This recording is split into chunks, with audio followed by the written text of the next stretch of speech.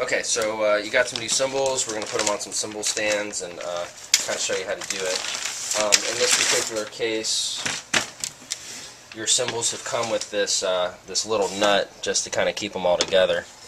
And it's made out of plastic, so what I'm going to do is just loosen this thing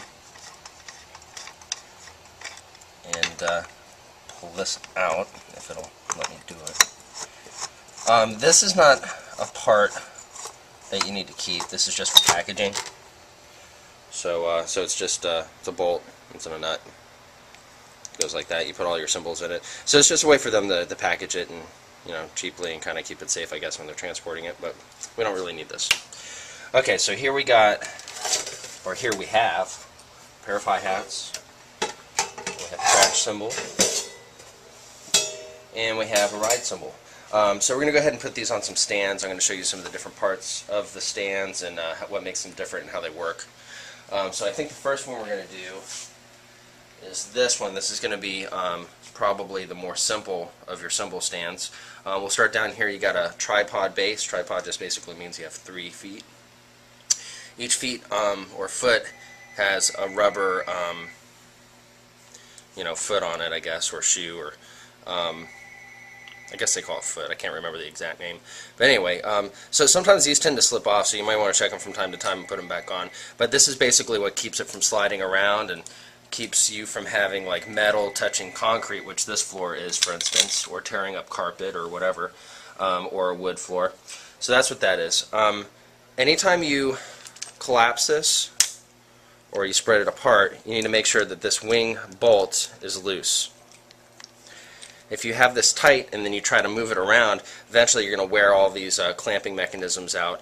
And whenever you do tighten this to secure it in place, make sure you don't over tighten it, because you can strip out the threading on either the bolt or the sleeve that it goes into. So anytime you need to move it up and down, loosen this part first, spread it out as far as you want, and then tighten it down.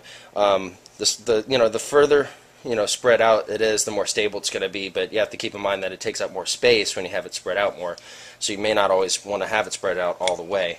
I've found just somewhere in the middle is perfectly fine. So that's that part. Next we have this extension here. Basically what this is doing is it's allowing this extension top piece to slide up and down. So if you want your cymbals down lower, obviously you make it low, and if you want to make it higher, make it higher. So again, this works on the same principle. Before you move this, make sure you have this loose. Now this is how high I'm going to leave it for now, so I'm going to go ahead and tighten that. Okay, so here's that part. Next, we have this piece up here at the top that swivels. Allows you to create an angle with your cymbals if you like to have an angle, or if you want it flat, you can make it flat.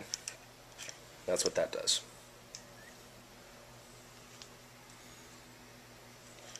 So again, loosen this whenever you want to move it. Now inside of here there's teeth that kind of work like gears. You definitely want to make sure this is all the way loose before you turn it, because if you don't make it all the way loose, like for instance if it's a little bit loose and then you try to turn it, it's got teeth in it that you can kind of see as I'm turning it, and you'll grind those teeth down, and then over time it won't hold anymore, so make sure you loosen that. And then up here at the top you have a wing nut. You have a piece of felt. You have another piece of felt. And then you have a plastic sleeve and a washer. So I'm going to put all this back on and explain to you what's going on here. The washer goes on first. That keeps the plastic sleeve from sliding down. Then the next thing you want to do is put a piece of felt on there.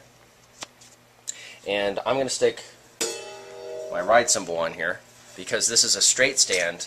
I'm not going to be able to get this to reach into different places. And usually with my ride cymbal I just have it hovering over my floor tom, so it's in reach anyway. So I don't need to have this reach anywhere. And I'm not saying that the straight stand is only for ride cymbals. I'm not saying that at all. I'm just saying that just for our purposes that's what we're doing. Okay, so after you have the felt on there, you're going to put a cymbal on, and then you're going to put the other piece of felt here. Now before I clamp it all together, let me explain what's going on here.